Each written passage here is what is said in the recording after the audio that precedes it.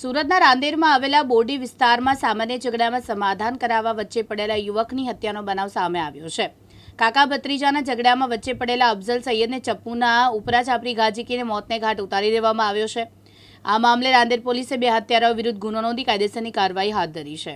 તારીખ 4/8/2025ના રોજ બાપુનગર રાંદેર વિસ્તારમાં રહેતા સરીન અને તેમનો ભત્રીજો રફીક અને તેમની દીકરીઓ સરીક અને સરીનની દીકરીઓ સાથે રહેતા હતા। 4/8ના રોજ સવારના સરીન અને તેમનો ભત્રીજો રફીક વચ્ચે કૌટુંબિક કારણોસર બોલાચાલી થતી હતી। જે દરમિયાન ઉગ્ર સ્વરૂપે બોલાચાલી થતી હોય અફઝલ નામના વ્યક્તિએ કે જે તેઓની પડોશમાં રહે છે અને કૌટુંબિક થાય છે તેમણે રફીકને ઠપકો આપેલો, જેથી રફીક અને અફઝલ વચ્ચે આ બાબતે બોલાચાલી થયેલી, ગાળાગાળી થયેલી।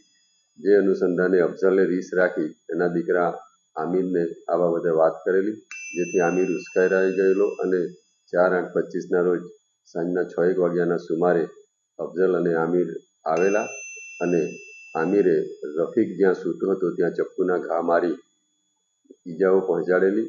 તુરંત જ 108માં લઈ જઈ રફીકને સિવિલ હોસ્પિટલ લઈ ગયેલા, જ્યાં સારવાર દરમિયાન રફીકનું મરણ ગયેલ। જે બાબતે રાંદેર પોલીસ સ્ટેશનમાં હત્યાનો ગુનો દાખલ થયેલ છે અને આ કામે તપાસ દરમિયાન આરોપી અફઝલ અને આમિરને અટક કરવામાં આવેલ છે। આગળની તપાસ ચાલુમાં છે। કઈ વાત ઝઘડો થયો છે? વાતમાં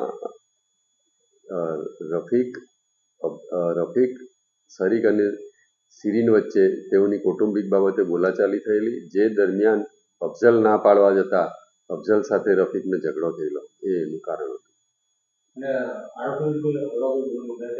આરોપીઓ વિરુદ્ધ અગાઉમાં મોબાઈલ ચોરીના અને મારામારીના ગુનાઓ દાખલ થયેલા છે। મુકેશ ગુરવ, દિવ્યાંગ ન્યૂઝ, સુરત।